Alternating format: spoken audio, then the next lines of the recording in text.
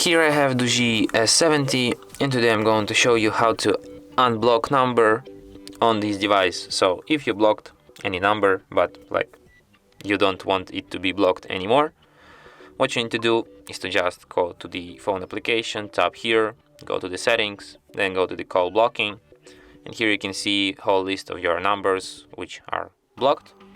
So to unblock this number, just tap on this cross next to it and tap unblock, and now this number can reach you again. And that's it. Thanks for watching. If you find this tutorial useful, don't forget to hit that like button and subscribe to our channel.